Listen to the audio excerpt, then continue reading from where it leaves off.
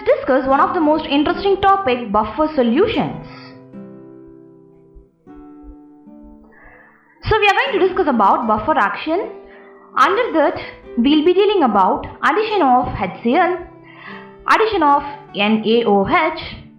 After that, we'll be discussing about the Henderson equation, and finally the significance of the Henderson-Helbach equation, that is Haselbach equation.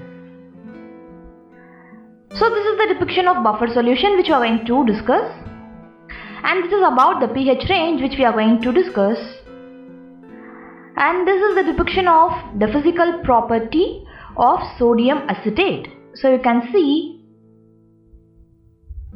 the sodium acetate formation.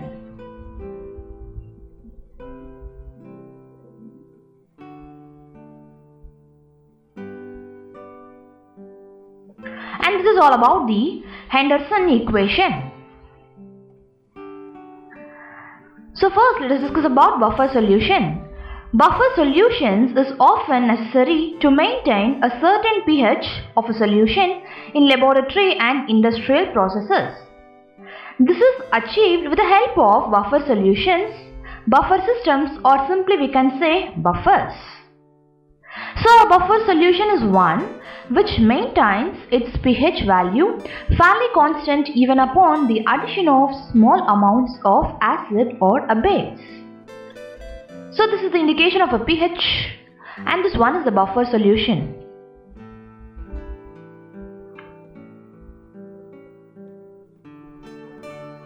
So this is about the pH range.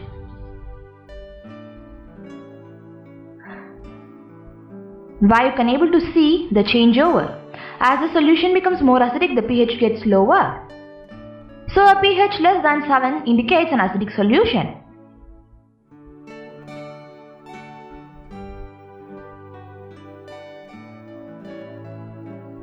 In other words, a buffer solution resists a change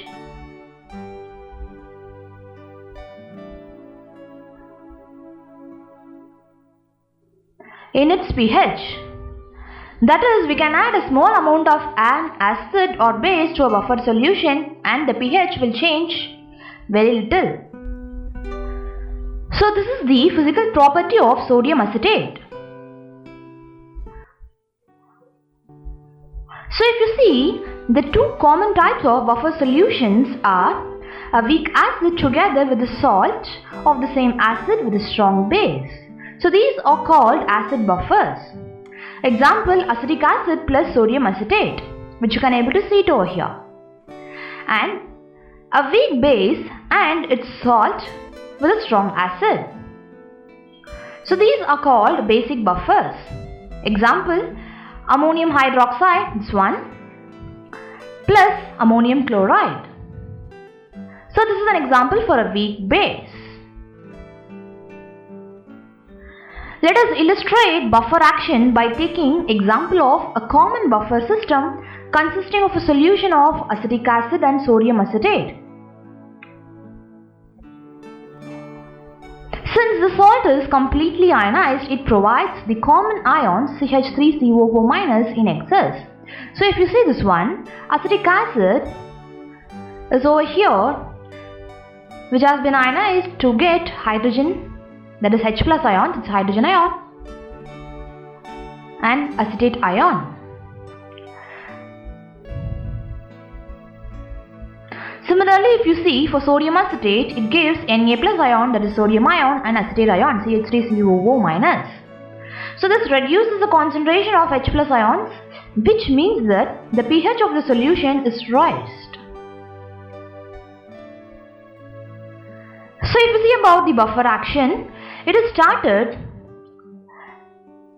with a term called as buffer, and it is generally stated as that a buffer solution containing equimolar amounts approximately of 0.10 m of acetic acid and sodium acetate having a pH of 4.74. So now we proceed to this in order to discuss how the addition of a small amount of hydrochloric acid or sodium hydroxide to the buffer solution affects its pH. So here you can go through the depiction of acetic acid, sodium acetate, hydrochloric acid and sodium hydroxide reactions. So the pH of the buffer is governed by the equilibrium, that is, acetic acid gives acetate ion plus H plus ion. So the buffer solution has a large excess of CH3COO minus ions produced by the complete ionization of sodium acetate. So this sodium acetate gives acetate ion and sodium ion. So this is the mechanism of buffer action of an acid buffer.